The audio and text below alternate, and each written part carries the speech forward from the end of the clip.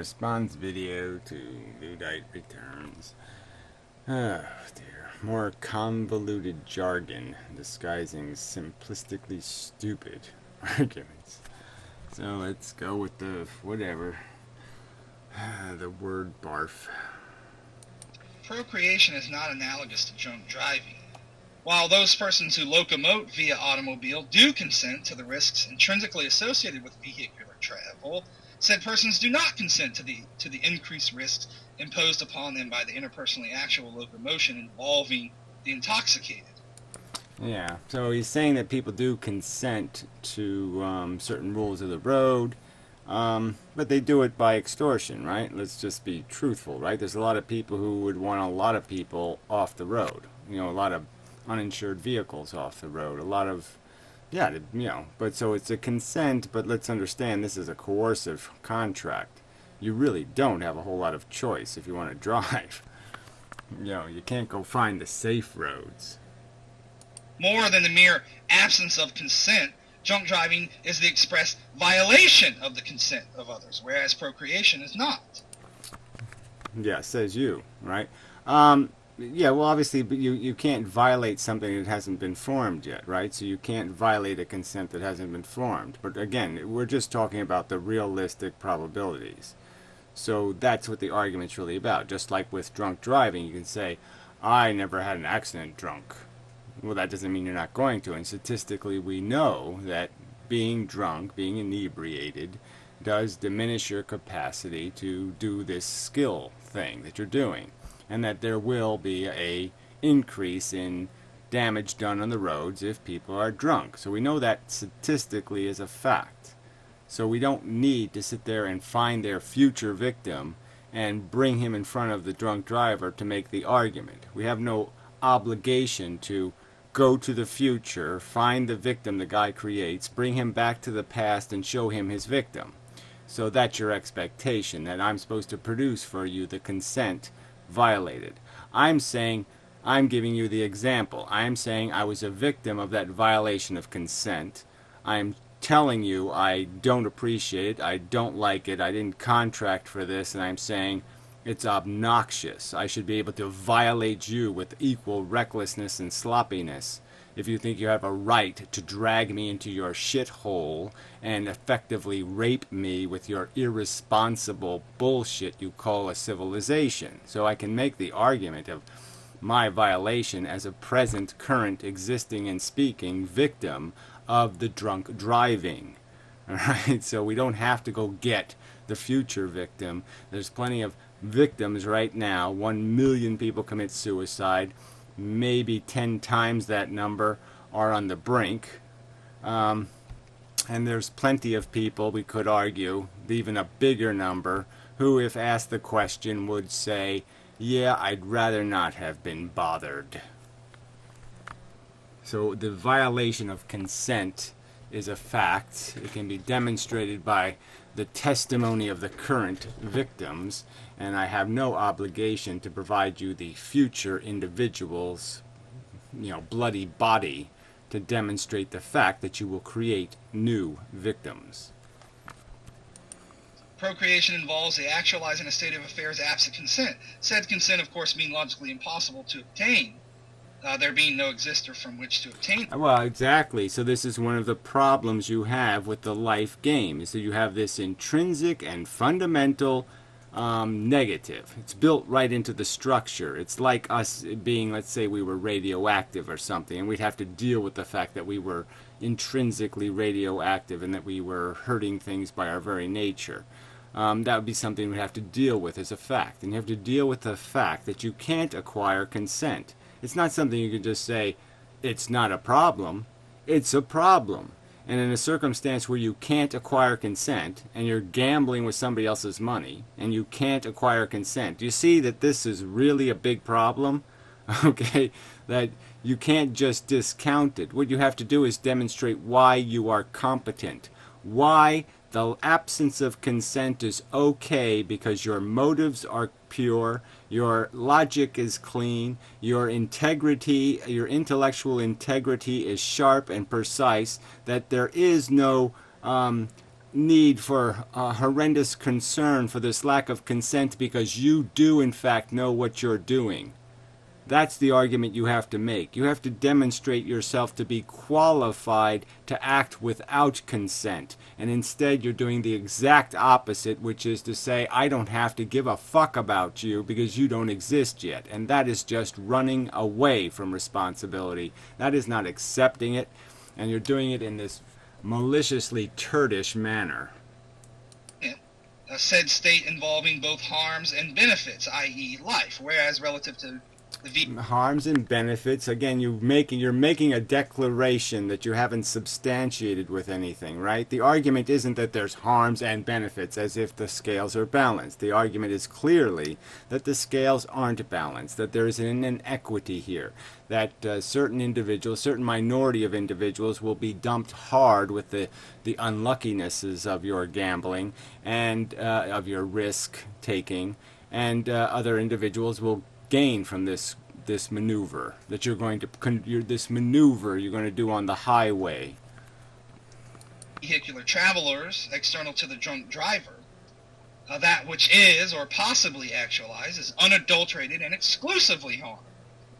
And we should remember the prime framework in which drunk driving is ethically condemned. Drunk driving kills people. Premature death is deemed harmful precisely because right, and that's not the subject. It's being used as a metaphor. The point is the value exchange, the non-consensual value exchange. Because life is understood as a benefit relative to the evaluative neutrality of non-existence. Right, and that the presumption is this isn't a highway where driving is a benefit and all this kind of crap. It's a doubtful benefit. And it's a personal convenience. Driving while drunk is just a personal convenience. It is not a benefit in any way whatsoever. So that presumption goes out the window when you obey the rules and recognize it's a metaphor, not an analogy. It's all things considered. Retroactive like or counterfactual consent relative to the coming into being is on a plane of reasonability simply not enjoyed by that of drunk driving. Well, I'm sorry, the risk equation is probably quite similar. Most parents get lucky and their kid isn't born with fluid in their brains and isn't born with one eye and isn't. Most parents get lucky. Most drunk drivers get lucky. The argument is about the risk placed on a minority of people who will pay an extremely high price for this reckless behavior. It's a terrible analogy, and I can only but express disdain that the would-be necromancer forever will films is attempting to resurrect that rotted corpse. Well, whatever. You're afraid of a cartoon? Why? Because the cartoon might ring a little true? They're all good analogies, and they all just point out the fact that what is being done here is a value exchange. You're gaining something at something else's expense, and that's what the drunk driver is doing for the sake of its convenience, and that's all procreation really is the gratification of ego. There's nothing necessary. Your legs won't fall off if you don't have kids. Your brain won't explode. A sword won't be shoved into your nuts. And that's the truth of it, okay? It's a personal indulgence, and you really don't have a right to satisfy a personal indulgence at the very high risk of somebody else's harm. And I find it amusing that Forever Wolf Films chastises my wolf-labeled former abusive behavior towards my misery and me, stating that it, to quote, pisses her off while literally sending self-described love letters to Inmintam, the most abusive asshole in the history of YouTube. Yeah, that's just a lie, right? I mean, you people keep making that argument and you prove it with nothing. I want you to go back and find somebody who I insulted first, who I went after first. All right, and somebody who wasn't saying something totally outrageous. I mean, obviously, if they're saying something preposterously outrageous, they're racist or some other thing, yeah, I'm going to pick the fight with them. But you show me the asshole here who I picked the fight with. Asshole. Antinatalism is bad for your health. Let us travel back in time. This is the pre-antinatalist Forever Wolf Films. No, you're still taking the high road, I see. Oh, Yeah, this is what you call a victory dance, huh? And you're saying this is why this is what this argument shows why people laugh at antinatalists. When I think this is why people would laugh at you, because you have to resort to this to make an argument. Again, But sadly, years of addiction to antinatalism has taken quite the toll.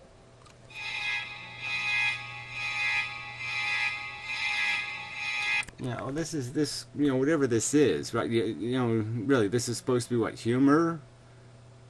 Huh? Oh. Ha ha. And surely we all remember Mr. J. Sounder, aka My Misery and Me, in the throes of an antinatalism addiction. But ever since renouncing antinatalism, look at his remarkable transformation. Hmm. Yeah, no surprise that you turned him into a white guy. Yeah. Interesting. Yeah. I don't generally identify as a bisexual or homosexual, but what can I say? It's disheartening to see what's become of antinatalism. Well, it seems you want it really hard, right? It's not exactly a homosexual image, I don't think. Just because, yeah, he's, really. Well, whatever. I'm not gay, so I don't know. Maybe, yeah, okay, for the feminine gay man, that might be their dream, but there's probably some sort of vice versa in there. Derived energy is no longer operating within the confines of anything even remotely approximating what might be called sanity. He now contends that universally pregnant women should be ripped from their homes if necessary and undergo state-implemented forced abortions. And he expressly states in the Ethics of Destroying All Life on Earth that where intentional biocide is not instantaneous, life-affirming human animals will be killed, stating that this is non-negotiable. The dog that barks loudest is the one heard, and such extremes are unfortunate. Yeah, whatever. Such extremes or blah, blah, blah. What you're not providing is a counter-argument, an explanation for why people have some sort of intrinsic right. Because the biology provides them with the weapon. So if I made the argument that we were biologically disposed with, a bazooka in our chest that just existed. We had this vicious weapon, like a Terminator, or like one of those insectoids, right?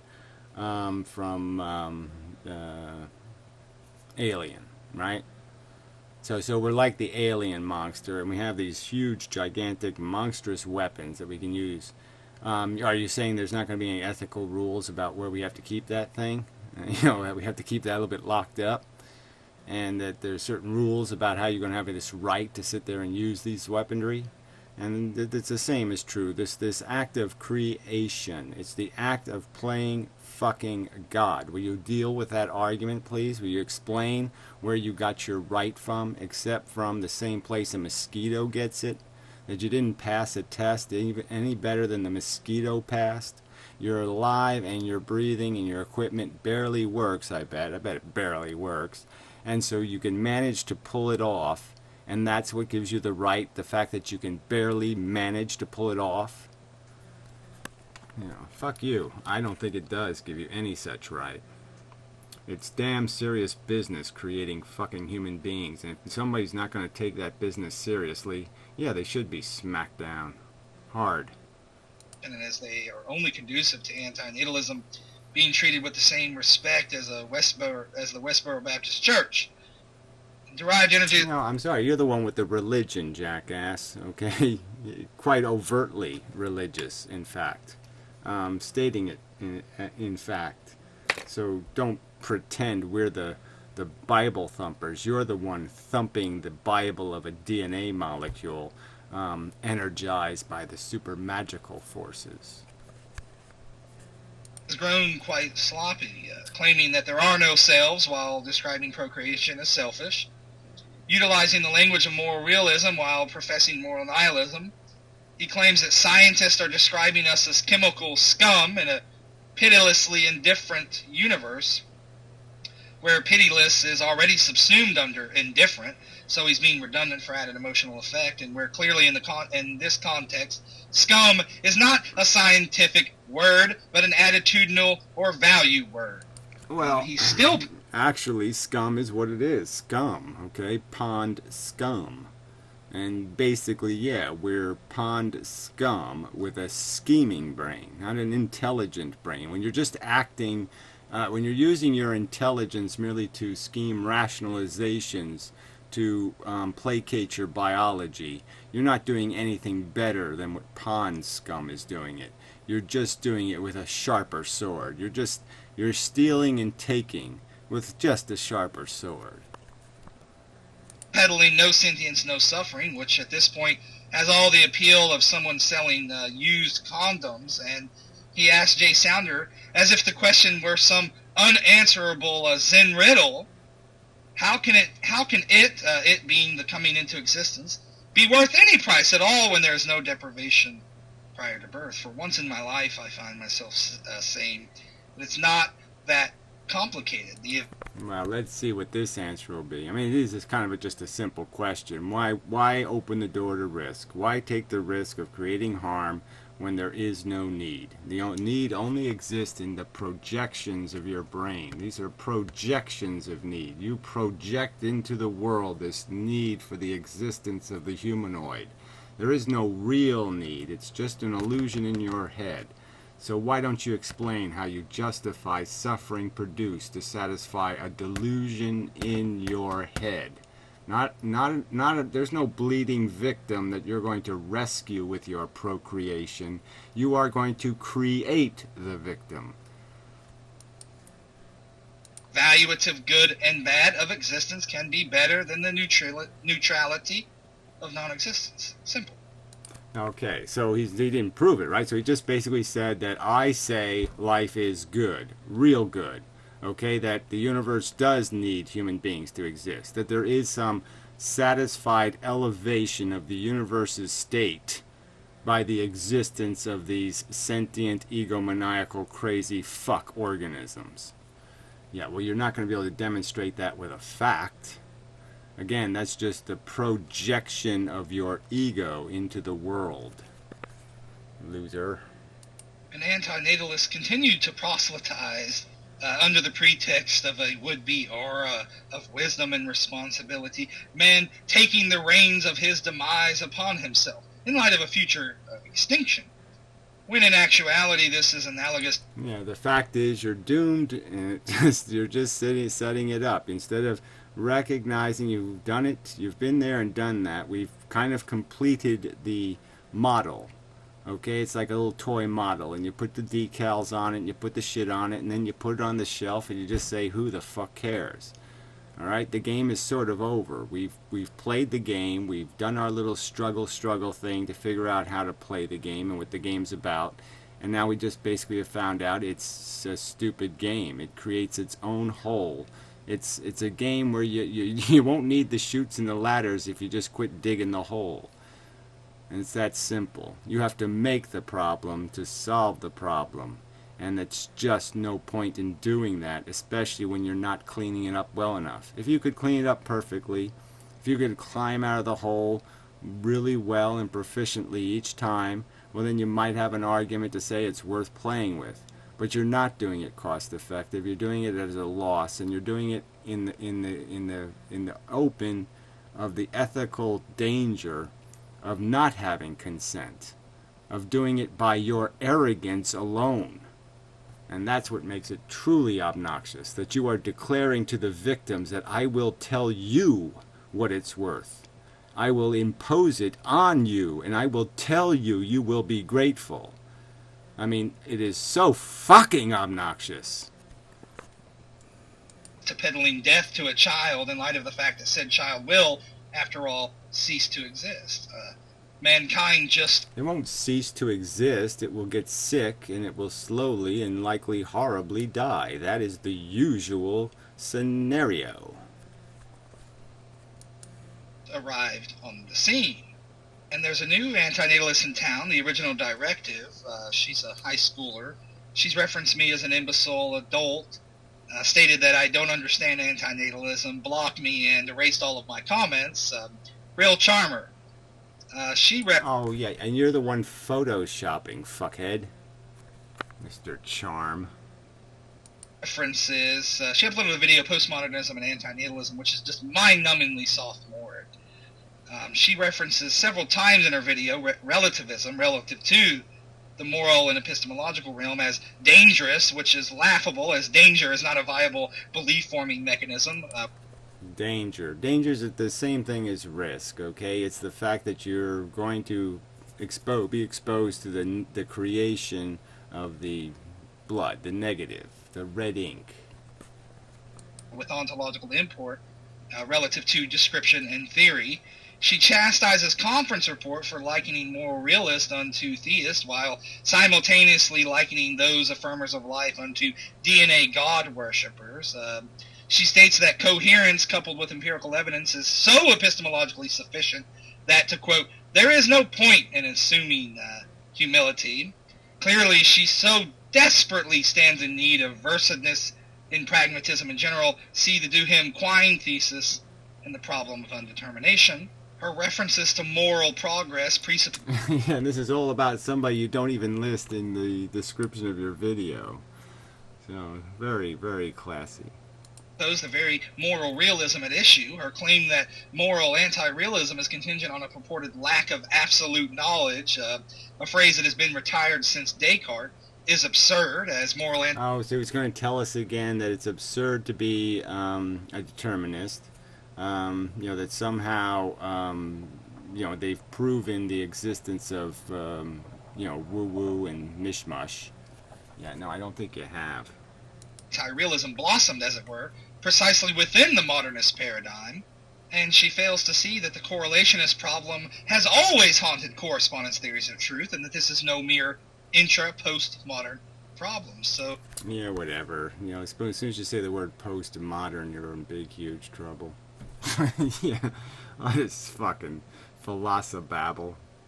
The original directive, please, before you throw such accusations around, get yourself educated first. No, you get yourself educated. Go look up the words playing God and go see what you can find as descriptions of what it's playing God is. Okay, and playing God is assuming for something else what it wants and what it's going to benefit by. The term is the maximum amount of arrogance possibly to be possessed by, and that's what you're defending. It's just gross arrogance when you have feeble power of control. You have no undo button, you have no way to correct what you break, and yet you will play with fragile instruments. I mean, you just suck. I mean, you just fucking suck. Antinatalism is in shambles. So acute has its devolution been that I'm increasingly convinced that antinatalists are actually pro-natalists who are part of a conspiracy here on YouTube to ruin antinatalism forever. I mean, times are indeed... Yeah, whatever. Like I said, your desperation is showing. Rough when antinatalists are quoting scripture, in this case, Great Taicho, for all flesh is as grass, but the word of the Lord abideth forever. Procreate. And that somehow means something to you in terms of being a religious statement? Yeah, it's a statement just pointing out that, well, whatever, play God and see where it gets you. But anyway, so what a little evil monster this guy is. So, completely bullshit comments left by people, of course.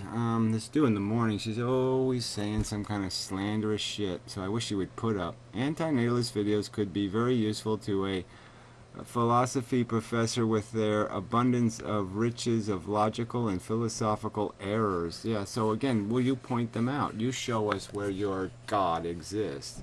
Your God of it doesn't matter, that all value is subjective, that you can just make up the truth, that there is no truth. Yeah, I'm sorry. That error, that preposterous error is laughable. and sheer ignorance of basic facts and principles known to most modern people. And what are facts and principles of those? Most modern people believe in angels, just like you. Silly person. The DNA angel. There's angels in the DNA. Conference report says so. Yeah, that hover blubber guy too. He did make another video about all that biology crap, and I did watch it. He keeps saying I didn't watch it. I watched it. But yeah, I don't really know if I want to make a whole long video going into explanations of why, drone ants are not, don't have anything to do with their DNA going anywhere. Okay, it's still the queen's DNA. She's created them like you create having big feet. They are just her big feet. And that's all they are. They have no other role. Or whatever. I don't want to get into this stupid argument with you. I don't think anybody else really cares enough about the details of those nuances of evolution. Maybe they do. Maybe maybe I'll take the time sometimes. But you did make a long video, and I have to take notes and blah blah blah. But anyway. But yeah, again, you're still not getting the conference report remark. You said this, his comment was still shit. And the bottom line is there's not different levels of anything. Okay, there's one level. We're the demonstration model for a theory of function. Okay, the DNA molecule creates theories of functions in terms of its mutations, and those mutations are given trial through these demonstration models. And these demonstration models can be wiped out by stupid, idiotic things. They can trip coming out of the starting gate. Dumb things can wipe out the best horse in the race. And it's a combination of structure and timing and having some kind of physical structure, but there's a huge difference between long-term survival and short-term survival, so there's lots of sitting there mechanisms that are going to decide what survives. But the bottom line is this thing has to survive. This model has to win. And that's the only level there's any evolution. Fuck it. Anyway, that's the only level that matters. So, whatever. So, I don't, it's a side subject. So anyway, let's see if there's any new comments just for the hell of it. Nope. Let's see if there's anything new happening over here. Oh dear, Zombie Picture Show made another video. Probably some crazy eugenics or whatever. Shit, talking bull crap. One Love, I don't even know what oh, that's Paul's Egos video. Alright, so nothing really new here. Alright, so we'll move along. So till the next time. But really, Luddite, come on. You got it, you're degrading. You really are. These videos they're of lesser quality than your earlier videos. So I mean, I don't even have to. This isn't even work to counter argue this much.